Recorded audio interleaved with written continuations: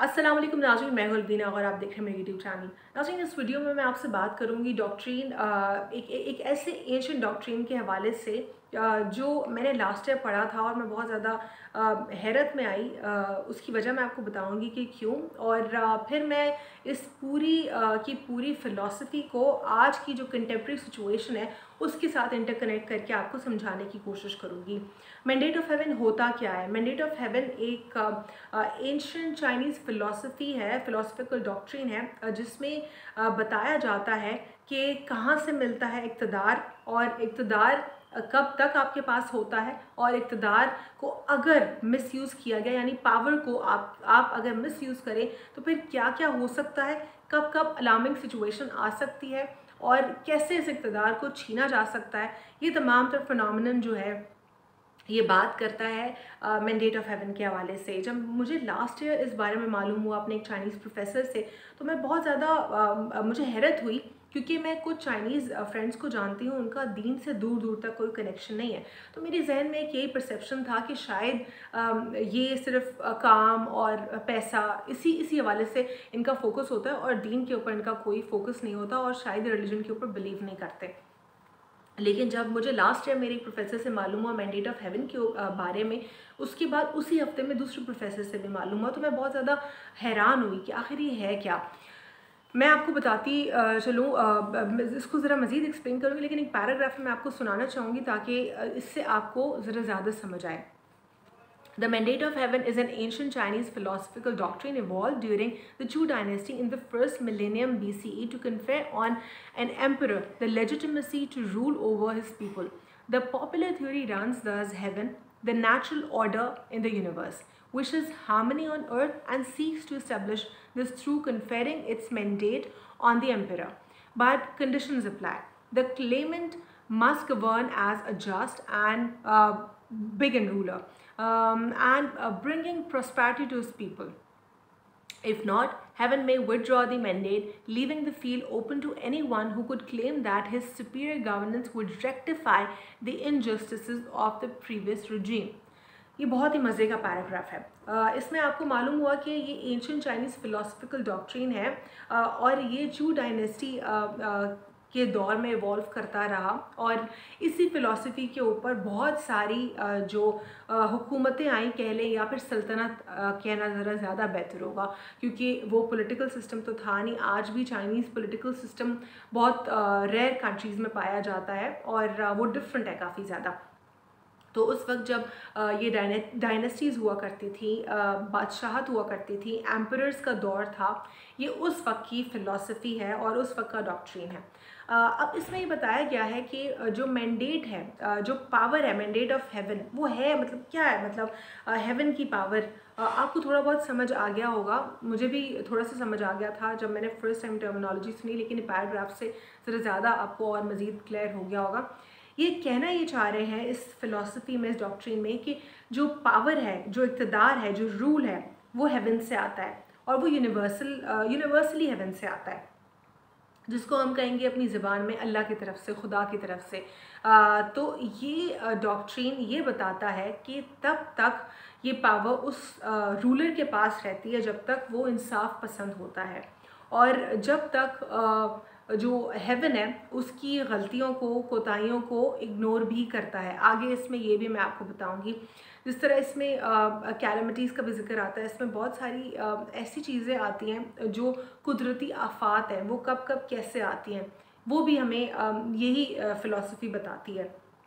इसमें ये बताया गया है कि एक जस्ट रूलर जो होता है, वो अगर अनजस्ट हो जाए तो उससे इक़्तिदार छीन लिया जाता है, और अगर अनजस्ट रूलर एक लंबे अरसे तक, दिहाइयों तक अनजस्ट ही रहता है, वो अपने आप को रेक्टिफाई नहीं करता, तो उसको कौन से अलार्म्स दिए जाते हैं?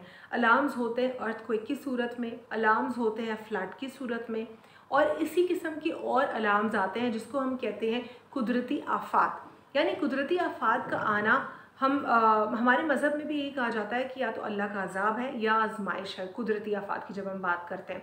और जो लोग इसके ऊपर यकीन नहीं करते, रियलिस्टिक नहीं है, क्योंकि ज़ाहिर है जब अल्लाह ने पूरा एक ऑर्डर बनाया हुआ है, डेली बेसिस के ऊपर इंसान जो है ख़ताकार है।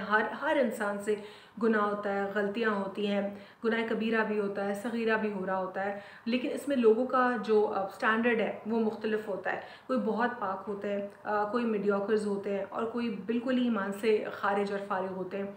तो एक अल्लाह जो है एक लिमिट तक हमारी गलतियों को इग्नोर कर रहा होता है, और अगर शायद अल्लाह हमें हमारी एक भी गलती के ऊपर, पहली गलती के ऊपर पकड़े, तो शायद हम में से कोई भी ज़िंदा ना होगा और हमें उसी वक्त मौत आ जाए या हमारे ऊपर अज़ाब आ जाए। अल्लाह हम सबको अज़ाब से बचाए, हमसे कुदरती आफ़ात को या हमारी जितनी भी हमारी परेशानी है उसको दूर करे, और हम सबको दीन की तरफ करीब करने के लिए मेरी दुआ है कि हम सब मज़ीद करीब हों, और अगर हम डिस्टेंट हो गए हैं तो हम दोबारा से दीन की तरफ आ जाए। आमीन।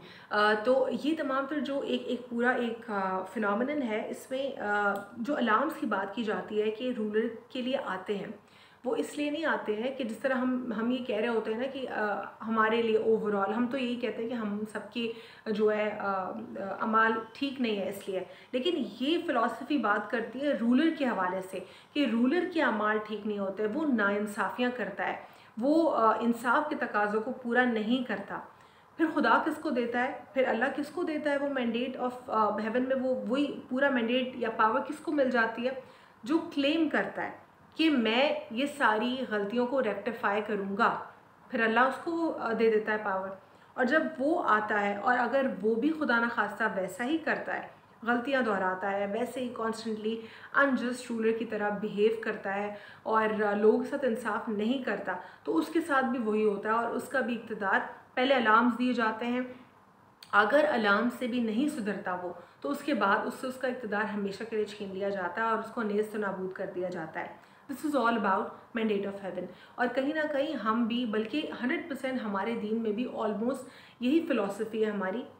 थोड़ी टर्मिनोलॉजीज़ का डिफरेंस है, लेकिन क्रक्स यही है जो हम बिलीव करते हैं। हम भी यही कहते हैं कि एक हद तक अल्लाह जो है हमें हमारी जो है हमारे गुनाहों को, ख़ताओं को, वैसे तो अल्लाह गफूरुर रहीम है, हमारे गुनाह माफ़ हो सकते हैं, लेकिन यहाँ पे बार बार मैं इसलिए क्लियर करती चलूँ, ये रूलर्स की बात हो रही है क्योंकि यहाँ पे जो है एक आपका अमल सिर्फ़ और सिर्फ आपके लिए डेंजरस नहीं है, आपका अमल जो है वो पूरे लोगों के लिए डेंजरस है, वो पॉपुलेशन के लिए डेंजरस है। इसलिए जो है ये एक अलार्मिक सिचुएशन होती है और इसलिए रूलर को एक अच्छा रूलर होना बहुत ज़्यादा ज़रूरी होता है। तो ये सारी जो फ़िलॉसफ़ी है मुझे बहुत अट्रैक्ट की और मैं बहुत अरसे से सोचती थी कि मैं इसके ऊपर ज़रूर बात करूँगी। अनफॉर्चुनेटली हमारे मुल्क में इस वक्त यही सिचुएशन है, अलार्म्स बज रहे हैं, लेकिन जो इक़्तिदार जिनके पास है वो इक़्तिदार के नशे में इतने दीवाने हो गए हैं कि उनको ये याद नहीं है कि मूसा जब उठा तो मूसा की जीत थी और फ़िरौन नेस्त नाबूद हुआ। तो उम्मीद करती हूँ कि जो इस वक्त के फ़िरौन हैं, या तो वो अल्लाह से तौबा कर लें और राह रास्त पर आ जाएं, या फिर आखिर में उनका एंड हम सब जानते हैं कि वो नेस्त नाबूद ही होंगे। अगर कोई कहता है कि एक जो लीडर है, एक पॉलिटिकल पार्टी का जो एक लीड कर रहा है उसको, वो गलत है, तो फिर आप अपने वर्ड्स और एक्शंस को बेहतर करें और अपने आप को ऐसा बनाएं कि वो आपको फॉलो करे, और जो आपकी कोताहियाँ हैं, जहाँ जहाँ अपने मुल्क में बर्बादी मचाई, अब तो बिल्कुल मैं कराची के बारे में भी बोलूँगी क्योंकि कराची में मैं पैदा हुई, पली बड़ी, मेरी पूरी लाइफ कराची में गुजरी, और यकीन करें कराची का ऐसा हाल कर दिया है, ऐसा हाल कर दिया है, रोड्स इतनी, सड़कें इतनी टूट फूट गई हैं कि दिल खून के आंसू होता है। ना डिफेंस लगता है, ना क्लिफ्टन लगता है, पूरा कराची बिल्कुल एक गांव लगता है। और गाड़ी रखना तो इतना मुश्किल है, मैं इस वक्त भी, मुझे अपने जज्बात जो है वो काबू करना इतना मुश्किल है क्योंकि कराची को जब मैं बद से बदतर देखती हूँ और हर दिन देखती जा रही हूँ, मुझे बहुत दुख होता है कराची के हवाले से, क्योंकि कराची पूरे मुल्क को चला रहा है, लेकिन कराची के साथ क्या हो रहा है, बहुत अफसोस की बात है। मैं इस वीडियो को एंड करूँगी, लेकिन एंड करने से पहले मैं एक और कुछ फैक्ट्स हैं वो आपसे शेयर करती चलूँगी, और ये हमारे रूलर्स के इस वक्त अनजस्ट होने का सबूत है। आपको याद होगा लगभग 1 माह कबल किस तरीके से अदालतें जो हैं हमज़ा शहबाज शरीफ साहब को बार बार चांस देती रहीं, 1 नहीं 2 नहीं 3 बार चांस दिया और उन्होंने अपने आप को बार बार बचाया, लेकिन आखिर वो कितना बचाते। जिस तरह लोग व्हील चेयर पर निकले, लोग हर बुरी हालत में निकले, उन्होंने अपने जो उनका लीडर था उनको वोट करने के लिए लोग निकले। और अगर मैं आपको प्रेडिक्शन बताऊं पहले की, 2018 की। तो 2018 की प्रेडिक्शन भी क्लियर थी और वो यही थी कि पीटीआई ने किस तरीके से पंजाब में लाहौर में 4, लोधरा में 2, साहिवाल में 1, मुजफ्फरगढ़ में 2, शेखुपुरा में 1, टोटल 10 सीट्स जो थी वो 20 कॉन्स्टिट्यूशंस पे पीटीआई की थी।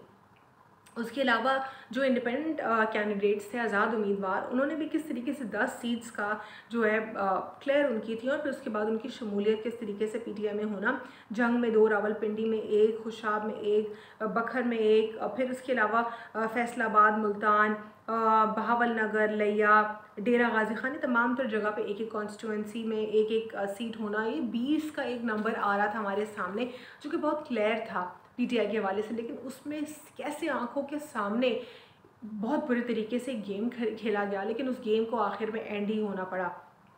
इसके अलावा जो जर्नलिस्ट्स हैं उनको कैसे मोलास्ट किया जा रहा है। जब मैं ट्रैवल कर रही थी तो मैं यही सोच रही थी कि मैं पहले देख लूँ कि कहीं कोई गड़बड़ की कोई गुंजाइश तो नहीं है, क्योंकि लॉ स्टूडेंट जो है वो फिर अपने जो जितने भी मामले होते हैं उनको इसी तरीके से लीगली ही देख रहे होते हैं। तो मैं ज़रा कुछ रिसर्च कर रही थी कुछ चीज़ों के ऊपर कि किन जर्नलिस्ट को पकड़ रहे हैं और कैसे पकड़ रहे हैं।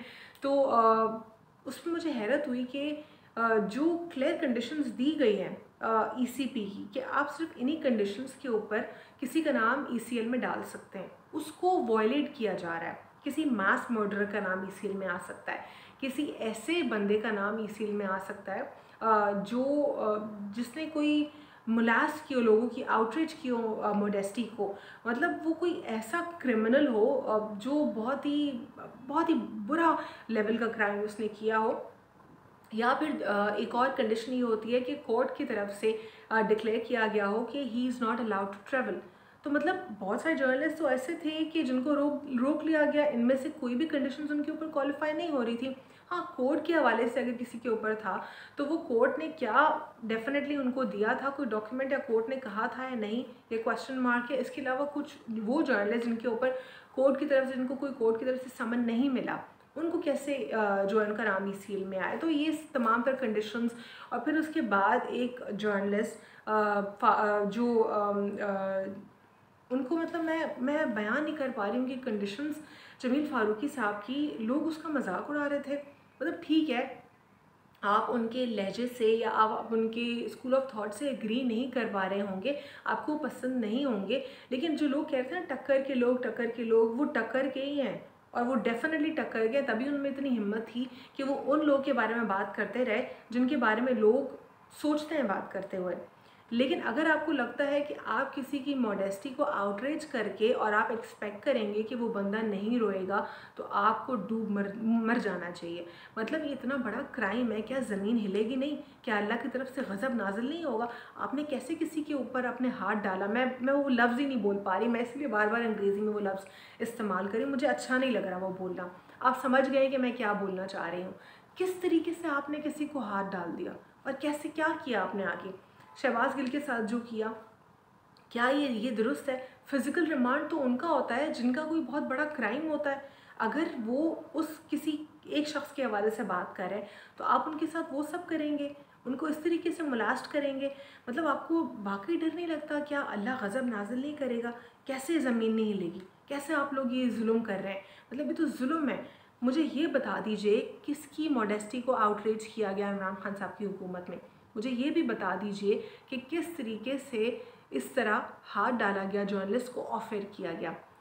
एक एग्जांपल आप लोग के पास मीर शकील रहमान साहब की होगी, वो उनके ये प्रॉब्लम नहीं है, उनके बहुत सारे इश्यूज़ हैं। और मैं अपने साफ का करियर मैंने 2017 से उसका आगाज़ किया, लेकिन 16 में और 15 में जब मैं यूनिवर्सिटी में जर्नलिज्म की स्टूडेंट थी, मैं तब से जर्नलिज्म प्रैक्टिस कर रही हूँ। 17 का नाम मैं इसलिए कोट करती हूँ कि मैं ब्रॉडकास्ट मीडिया में आ गई थी, क्योंकि मेरी प्रॉपर ऑफिशियली डिग्री भी हो चुकी थी। उससे पहले ही यूनिवर्सिटी की स्टूडेंट होते हुए मैंने प्रैक्टिस किया था न्यूज़पेपर्स और ऑनलाइन न्यूज़ वेबसाइट्स के साथ। तो उस वक्त से मैं देख रही हूँ उनकी बहुत सारे केसेस हैं। मैं अब वो उनकी लंबी डिबेट है, वो मैं उस पर बात नहीं करूँगी। या फिर अबसार आलम के ऊपर, अबसार आलम किस खुशी में 25 लाख रुपए एक महीने की तनख्वाह ले रहे थे और बीए पास आदमी, मुझे बता दीजिए। अगर ये 2 एग्जाम्पल्स आप मुझे दे रहे हैं, मुझे ये 2 एग्जाम्पल्स नहीं दीजिएगा। ना उनके कपड़ों के साथ कुछ किया गया, ना उनके साथ कुछ किया गया। मुझे ये वाली एग्जांपल्स दीजिए कि किस किस के साथ क्या किया गया इमरान खान के दौर में। फिर मैं आपसे कहूँगी कि ठीक है, आप लोग दुरुस्त कह रहे हैं, इन्होंने भी जैसे कि इन्होंने उनको फॉलो किया। लेकिन दूसरा एक अहम इम्पॉर्टेंट एक एलिमेंट है जो हम सबको समझना ज़रूरी है। जब हम बात करते हैं मुसलमान होने की और अपनी कब्र में जाने की, तो हम ये नहीं कह सकते उसने भी ये गुनाह किया था इसीलिए मैंने ये गुनाह किया तो उसको भी ये सज़ा दो फिर मुझे ये सज़ा देना। क्या आप अल्लाह से इस तरह बोल सकते हैं? खुदा का खौफ करें। आप अपनी कब्र में जाएंगे, वो अपनी कब्र में जाएगा, तो फिर आप ये वेग आर्ग्यूमेंट भी ना देना कि इमरान खान ने ये किया इसीलिए ये कर रहे हैं। ये वक्त आ गया है, इमरान खान ने ये सब नहीं किया था जो यहाँ अब सब कुछ हो रहा है। और बहुत सारे सहाफ़ी अपनी इज़्ज़त बचा के मुल्क छोड़ कर जा रहे हैं दिल पर पत्थर रख कर, सीरियसली। और मैं तो कभी सोच भी नहीं सकती थी कि मैं छोड़ कर जाऊँगी अपना मुल्क, बाहर पढ़ने के लिए जाऊँगी या काम के लिए जाऊँगी, लेकिन कंडीशंस ऐसी हो जाती हैं कि इंसान वही चीज़ करता है जो इंसान कहता है कि ये मैं नहीं करना चाहता। और बहुत सारे ऐसे प्रॉब्लम्स हैं जिनको हम इस वक्त अगर देखें मुल्क में क्राइसिस को, वो अनप्रिडिक्टेबल है। और क्या उन क्राइसिस के ऊपर ध्यान दिया जा रहा है या नहीं दिया जा रहा है, या सिर्फ और सिर्फ सियासत हो रही है? ये बहुत बड़ा क्वेश्चन मार्क है हमारे लिए, हमारे पूरे सिस्टम के लिए, हमारी जुडिशरी के लिए। बहुत सारे ऐसे सवालात मौजूद हैं कि अनप्रेसिडेंटेड प्रेसिडेंट्स हमारी जुडिशल हिस्ट्री में हमेशा से रहे हैं। जब हम बात करते हैं भुट्टो साहब की, वो भी जुडिशल मर्डर था, तो ये हमारा एक ऐसा उस वक्त का अनप्रेसिडेंटेड प्रेसिडेंट था। लेकिन मेरे सहाफ़ती करियर में मैं देख रही हूँ नवाज़ शरीफ के बाद जो हम सिचुएशन देख रहे हैं, उसके बाद बैक टू बैक ऐसे डिसीजंस आ रहे हैं, प्रेसिडेंट्स आ रहे हैं जो उसमें लॉ जो है कहीं पे स्टैंड आउट नहीं करता, वहाँ पे एविडेंस स्टैंड आउट नहीं कर रहा होता, वहाँ पे कुछ और ही प्रेसिडेंट्स आ रहे होते हैं। मैं हमेशा से कोर्ट्स के हवाले से बहुत ज़्यादा वोकल रही हूँ क्योंकि मैं एक वकील की भी बेटी हूँ। तो मैं तब से ये सारी सिचुएशन देख रही हूँ जब मुझे शायद लीगल नॉलेज भी नहीं थी और ना मैं कानून के बारे में कुछ जानती थी। लेकिन घर में जब आपकी डिबेट होती है, पेरेंट्स के दरमियान बातें होती हैं, तो आप मोर और लेस ये सारी चीज़ें आपको मालूम होती हैं। तो हमेशा से अपने अब्बा को, मैंने अपने बाबा को जो है एक डिसअपॉइंटेड सिचुएशन में देखा और ऐसी सिचुएशन में पाया उनको कि वो यही डिबेट किया करते थे कि किस तरीके से एक अनजस्ट जुडिशल सिस्टम है। बहुत ज़्यादा वो नाराज़ हुआ करते थे हमारे जुडिशल सिस्टम से। तो ये तमाम तर आज की जो है वीडियो थी, और मैं उम्मीद करूँगी कि आपको मैंडेट ऑफ हेवन के बारे में सुन के आपको इंटरेस्टिंग ये कॉन्वर्सेशन लगी होगी, और आप भी इसके बारे में ज़रूर पढ़ सकते हैं। और आपको इसके बारे में पढ़ के इस वक्त की जो कंटेम्प्रेरी सिचुएशन है उसके साथ आपको बहुत ज़्यादा ये मिलती जुलती दिखाई देगी, बल्कि 100% ये सेम सिचुएशन दिखाई देगी। बहुत ज़्यादा लोगों का ये भी मानना था कि कोविड के हवाले से भी कहा गया था कि मैन मेड है। जो लोग कह रहे थे मैन मेड नहीं है, वो ये कह रहे थे कि ये अल्लाह की तरफ से अजाब है और ये वही मैंडेट ऑफ हेवन की कहानी है, क्योंकि वर्ल्ड ऑर्डर चेंज होने की बातें हो रही हैं। और ये जो नाइंसाफ़ियाँ हैं ये किसी एक मुल्क में नहीं है, ये ग्लोबली हो रही हैं। तो इसीलिए ग्लोबल पैंडेमिक आया। आज के लिए इतना ही। अल्लाह हाफ़िज़। God bless you all.